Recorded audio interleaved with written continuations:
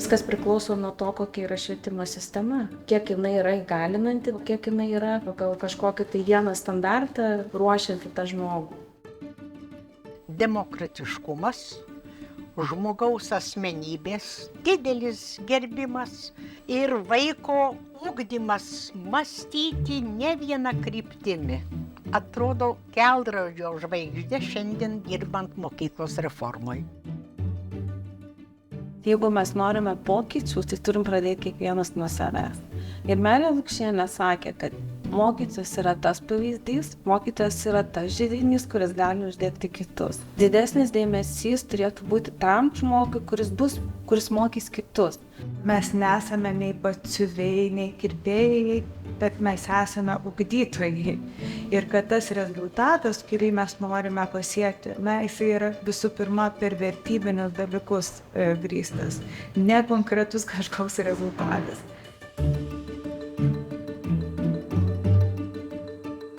Norim ją padaryti visai ne paviršium, o iš esmės modernizuoti mūsų mokyklą, pasivyti pasaulį. Mes eisime toliau, kad ta jaunoji mūsų asmenybė, kuri auga, jinai būtų ir emociškai stabili, laiminga, tik tai laimingas žmogus, kūrybiškas žmogus ir kurs tą gražią ateitį, apie kurią svajoja Melė Lukšienė.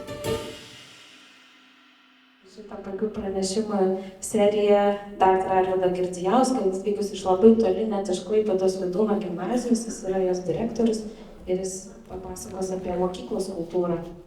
Kągi, aš grįšiu vėl prie kultūros temos, nuo kurios šiek tiek mes nukrypom į metodinius dalykus, tačiau mane paskatino būtent tą temą pasirinkti ir tikrai labai dėkoju, kad esu pakviestas į tokią rimtą, garbingą konferenciją tarp tokių kompetentingų pranešėjų. Ir paskatino pasirinkti temą tai, kad būtent Melės Lukšienės tautinės mokyklos koncepcija ir yra kultūrinės mokyklos koncepcija. Tai jau šiandieną nekartą girdėjome iškeliant tą klausimą, kad ko gero šitam reformų labirintuose ir reformų kelyje, kuris tęsiasi tiek, kiek aš dirbu mokykloje, o dirbu nuo 92 metų, tai jau nemažai metų skaičiuojasi. Visgi, ko gero, mes šiek tiek nutolome nuo tos tautinės mokyklos koncepcijos ir yra labai nemažai dalykų, prie kurių galima būtų grįžti. Na, kalbant apie kultūrą, galima būtų visgi apsispręsti, apie kokią kultūros sampratą mes kalbam. Jeigu pasižiūrėti Cliffordo Geertzo apibrėžimus kultūros, kuriuos jisai pateikė savo puikiai knygoje Kultūrų interpretacija, tai mes čia matome daugybę. Tai yra 10-11 pavyzdžių, tai yra ir žmonių gyvenimo būdas, tai yra ir socialinis palikimas, tai yra mąstymo, jautimo ir tikėjimo būdas ir elgesio abstrakcija, ir neskaitysiu aš jų visų, galbūt su ta literatūra esate pažįstami. Norėčiau tik tai tokį pastebėjimą, kad yra du dalykai, kuriuos gerasis dievulis paskirstė iš tikrųjų labai teisingai. Tai yra protas ir kultūra, nes niekas nesiskundžia, kad kam nors trūktų. Tai šitoj vietoj reikėtų kažkaip gal ir pasidžiaugti, kad mes visi turime tos kultūros pakankamai ir ne vienas savęs nelaikome nekultūringu. Ir kodėlgi čia apie tą kultūrą reikėtų kalbėti. Bet visgi, sakykime, kai kurie, kodėl čia man nenori jungtis toliau, to jau perjungsim. Kai kurie visgi ekspertai, čia yra citatos iš britų ekspertų, kurie kalba, kad kokybiškas mokymas gali vykti tik tai pozityvioje kultūroje ir sveika mokyklos kultūra turės daugiau įtakos mokinių, mokytojų sėkmei negu bet kuri šiuo metu įgyvendinama reforma arba mokyklos tobulinimas. Jeigu tų pačių šaltinių pasidomėsime giliau, tai matysime, kad yra tokia nuomonė, kad būtent pozityvi ir sveika mokyklos kultūra ir atmosfera tai yra aukštos mokymosi kokybės ir aplinkos pamatas ir veiksmai, kurie kuria veiksmingo mokymo sąlygas.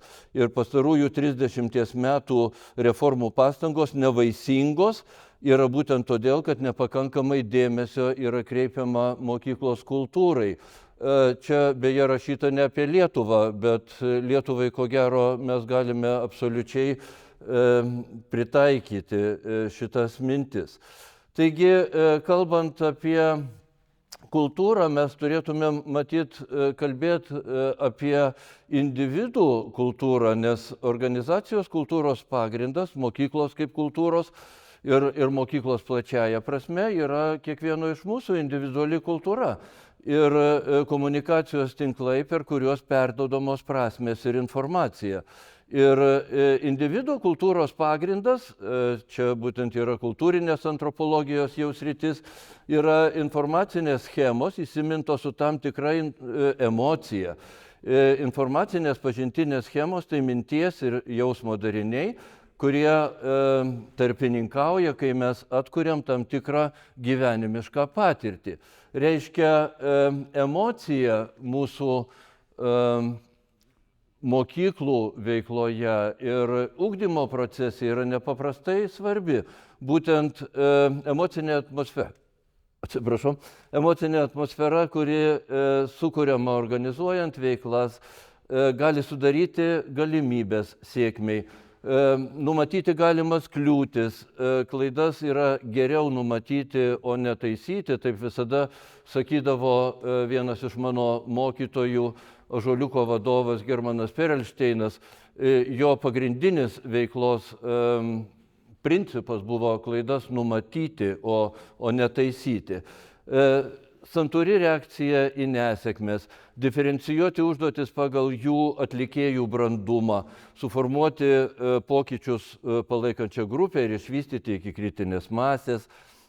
Visi bendruomenės nariai turėtų jaustis svarbus, net ir menkai prisidedantis prie pokyčių, nes priešingų atveju galime supriešinti mokyklos bendruomenę. Na, šiaip jau, jeigu kalbėti apie organizacijos kultūrą, nes tai šitie emociniai dalykai, jie liečia daugiau individualios kultūros formavimąsi. Tai mokyklos kultūrą galėtumėm apibrėžti kaip nerašytų taisyklių socialinė indoktrinacija, kuri išmokstama prisitaikant prie konkrečios grupės.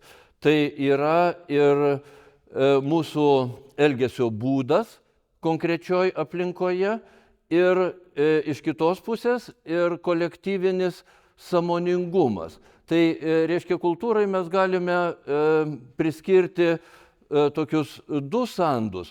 Vienas būtų statiškas, tai yra vertybių perėmimo ir jų atkartojimo, o antras būtų dinamiškas, tai kolektyvinio sąmoningumo aspektas, kai kultūra visgi reaguoja į aplinką, į kontekstą, vertina jį ir priima tam tikrus sprendimus ir pati keičiasi, pati evoliucionuoja.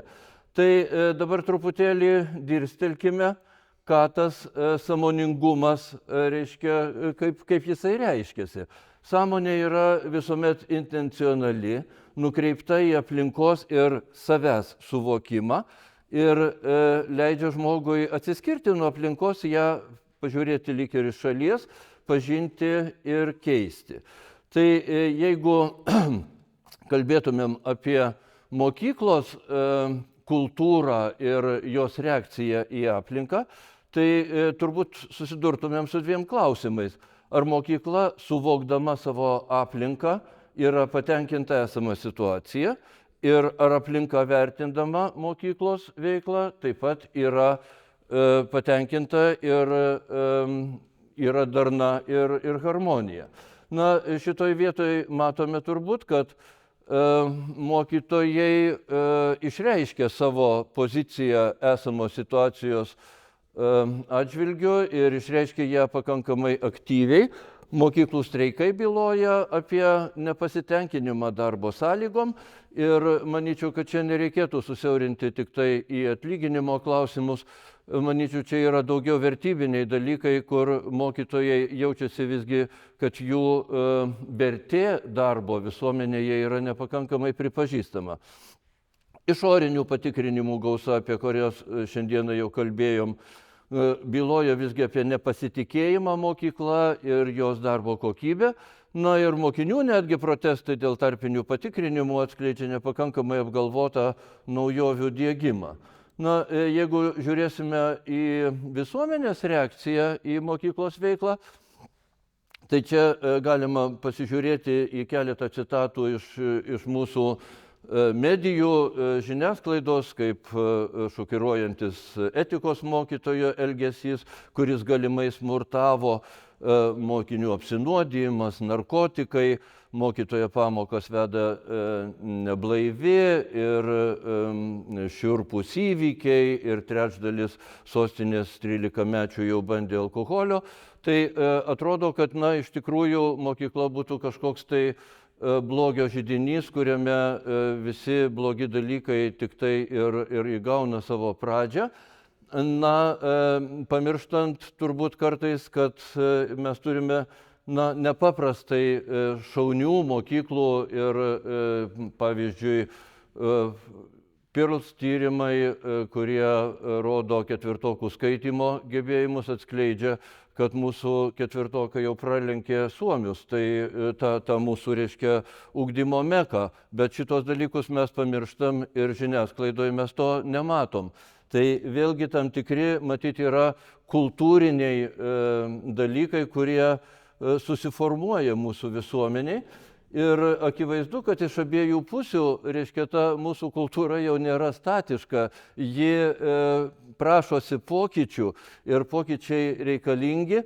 Esama situacija netenkina nei mokyklos, nei jos aplinkos.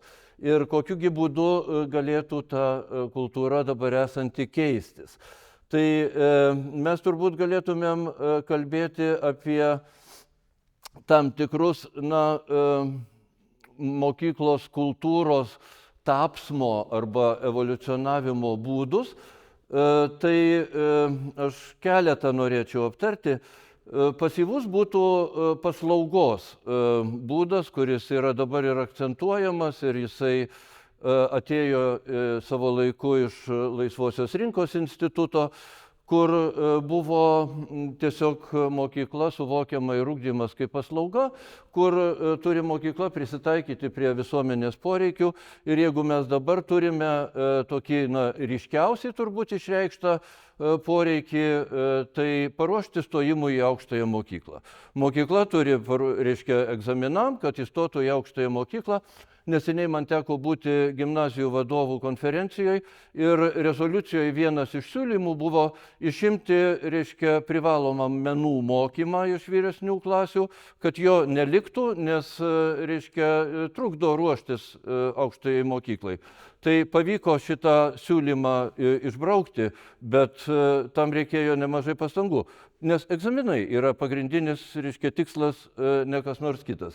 Yra dar aktyvus technologinis kelias, į kurį veda iš tikrųjų visas dabar tas kompetencijų ugdymas, kas yra užsakymas, tiesiog verslo užsakymas, kad mes paruoštumėm pakankamai gerus konvejerinius tarnautojus, darbuotojus, kurie galėtų atlikti savo funkciją konkurencingam verslui.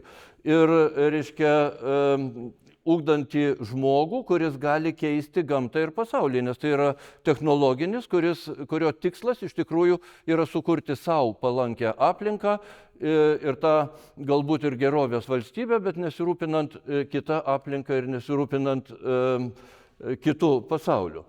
Na ir trečias būtų žmogiškas kūrybos, dialogo ir harmonijos kelias, į kurį kelias ir buvo nubrėžtas Meilės Lukšienės koncepcijai. Na, kalbant apie mūsų verslininkų užsakymą, kurie beje labai stipriai laikosi to paslaugos imperatyvo, kad mokykla turi teikti paslaugą, ugdant, reiškia, tos būtent konkurencingus darbuotojus, norėčiau atkreipti dėmesį, kad šitas požiūris jau yra senstelėjęs ir 2018 metais Davoso forume kiniečių verslininkas Džekas Ma, kuris yra AliExpreso įkūrėjas ir vienas sėkmingiausių ir turtingiausių verslininkų pasaulyje, jis kalba apie visiškai kitus dalykus. Jis kalba apie tai, kad jau už kokių 10-20 metų mums nereikės tų technologinių darbuotojų. Pasiklausykim, čia labai trumpas. Kompetentingas verslas, kuris uždirba labai didelius pinigus, supranta, kad žmogus negali konkuruoti su robotais ir su mašinom. Ir viskas, ką mes galime įgalinti savo mokyklose, tai yra žmogiškumas. Ir tos žmogiškosios vertės, kurios ateina per kūrybą, beje, sveikam kūne sveika siela, per sportą, per kūrybinės veiklas, per emocinę atjautą, per nepriklausomą mąstymą. Ir manyčiau, kad čia yra kur tobulėti ir mūsų verslo lūkesčiams mokyklai ir su tuo reikia ko gero dirbti. Taigi, jeigu kalbėtumėm apie filosofų požiūrį į ugdymą, ir iš tiesų yra nepaprastai gera suprasti ir žinoti, kad mūsų lietuvių filosofai įsitraukia į švietimo problemų svarstymą, aktyviai įsitraukia. Ir šiandieną girdėjome profesoriaus Naglio Kardelio nepaprastai gilų ir vertingą pranešimą ir norėčiau čia pacituoti keletą minčių iš Žilvino Svigario ir Algio Mickūno knygos Filosofija ir žmogiškumas. Ir ten yra teigiama, kad vakarų švietimo sistema tiesiog aptarnauja neoliberalistinės ekonomikos ir ciniškos politikos mašiną, kur nauda yra pagrindinis ugdymo tikslas. Ugdoma yra nesąmoninga asmenybė, bet kuri ateina kurti geresnį gyvenamąjį pasaulį, o standartizuotas specialistas, kuris rengiamas būti konvejerinio tipo sistemų tarnautojų. Ir veiksminga švietimo sistema turėtų ne tik tai ugdyti savarankiškai mąstantį individą, bet ir naujai pažvelgti į visuomenę kaip į sritį skirtą subalansuotam ir konsensuso siekiančiam dialogui. Taigi atrodytų, kad tas dialogas ir aktyvi mokyklos pozicija yra tas kelias, kur galėtų krypti pastangos. Jeigu pasižiūrėsime į kitus autoritetus, pavyzdžiui, Michaelį Fulaną, kuris yra pasaulyje pripažintas švietimo ekspertas, jisai teigia, kad visuomenė jau senokai tikisi, kad jos nariai visą gyvenimą sugebės dalyvauti pokyčiuose tiek individualiai, tiek kolektyviai. Ir būtent švietimo sistema yra vienintelė visuomenės institucija turinti potencialą iš esmės prisidėti prie šito tikslo siekimo, tai yra prie visuomenės pokyčių. Turėkime minty, kad ir šeima, kaip po tokia, reiškia, institucija, neturi jau dabar didelio poveikio, kažin ar YouTube'as neturi didesnio, ir religija neturi didelio poveikio, praktiškai atsitraukia. Mokykla lieka ta institucija, kuri dar gali keisti visuomenės veidą per naujo žmogaus ugdymą. Ir kad tai yra nepaprastai efektyvu, galime pasižiūrėti labai artimoje aplinkoje. Pasižiūrėkime, kas vyksta Rusijoje ir kiek propaganda ir mokykla sugebėjo pakeisti žmonių mąstymą. Pažiūrėkime į Šiaurės Korėją, kurie net neįsivaizduoja pietų korėjiečiai, kad galimas yra susijungimas. Tiek, reiškia, išorinis poveikis gali paveikti žmonių smegenis. Mes turime iš tikrųjų labai didelę galią ir mokykla kaip po mąstanti institucija, kaip intelekto sankaupa tikrai gali prisidėti prie šito visuomenės, kitokios visuomenės, ateities visuomenės kūrimo. Fulanas sako, kad kol pedagogai galvoja, kad jiem patiems trūksta galios daryti reikšmingas permainas, kol jie laukia Godo, išganimo ar kitų žmonių ateinančių iš išorės pasaulio, tuomet jie ir patys tampa problema, nes jie yra neveiksmūs, jie neišnaudoja savo galios ir potencialo. Ir neveiksminga yra nei centralizacija, nei decentralizacija. Būtinai reikia judėjimo iš viršaus ir iš apačios ir tas dialogas gali vesti prie visuomenės susitarimo, o mokytojai yra būtent ugdymo pokyčių ir visuomenės gerinimo procesų tarpininkai.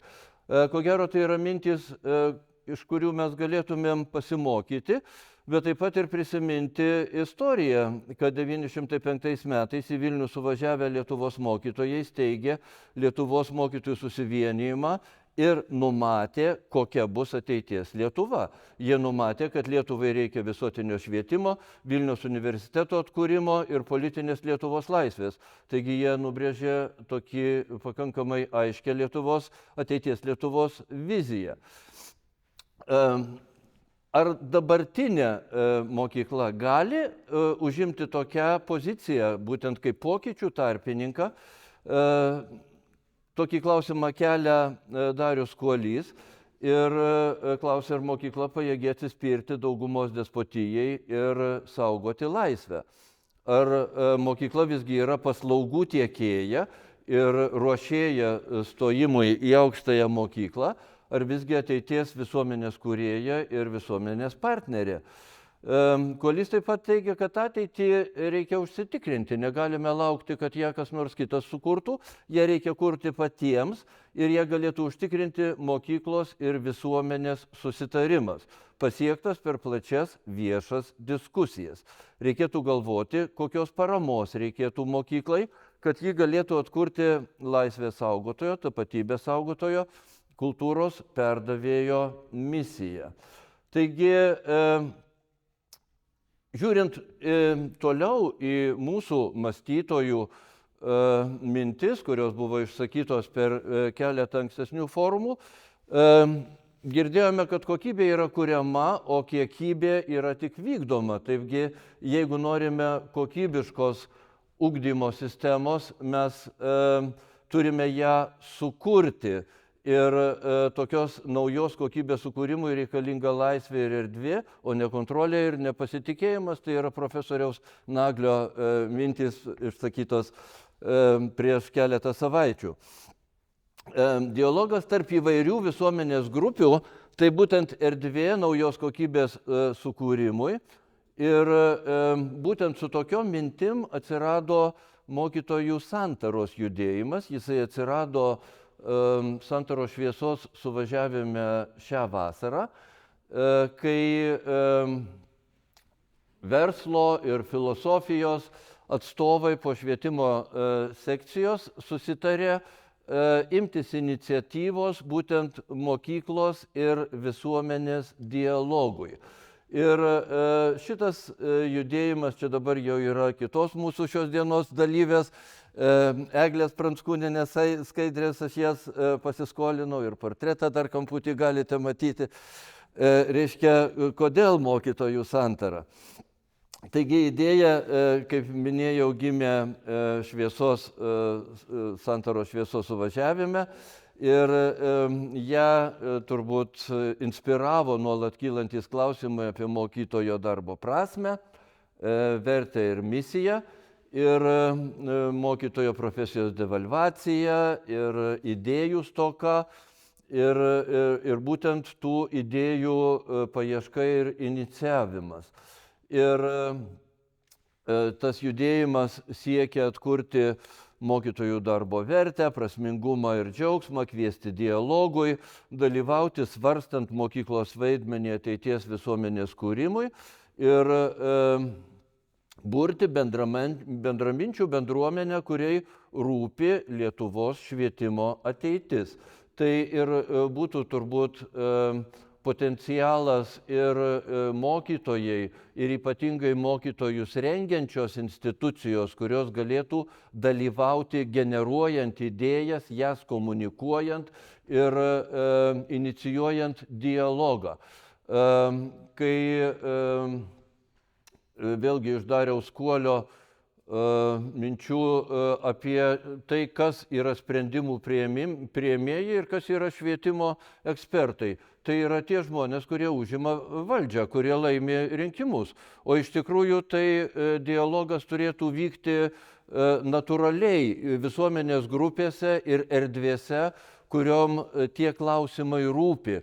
Ir dėl to aš iš tikrųjų labai kviesčiau neišmesti į šiukšlių dėžę pakvietimų, kurie ateis mokytojų santaros vardu, bet būtent jungtis į tą dialogą, ieškant būtent tokio mokyklos ir visuomenės santykio, kuris atitiktų ir šitą kontekstą, kuriame mes gyvename ir besikeičiantį pasaulį, į kurį beje mes savo iniciatyvą labai daug pokyčių chaotiškų įnešam patys su tokiom protingom ir ne visai protingom reformom, išoriniais patikrinimais ir panašiais dalykais. Taigi čia yra šita paskutinė skaidrė, prieš paskutinė beje, iš mokytojų santaros sąskrydžio 23 metų lapkritį, kuris kviečia dalyvauti diskusijose, svarstant mokyklos vaidmenį, kviečia nepamiršti, kad mokyklos kultūra šiuo metu dažniausiai orientuojama į trumpalaikius tikslus, tai yra egzaminus ir projektus, ir gyvendami nuo vieno projekto iki kito, mąstome būtent vykdytojo, o ne kūrėjo smegenim. Ir reiškia, ateities visuomenę kurianti mokykla turėtų būti orientuota į ilgalaikių žmogiškų vertybių, kultūrinio savitumo puoselėjimą.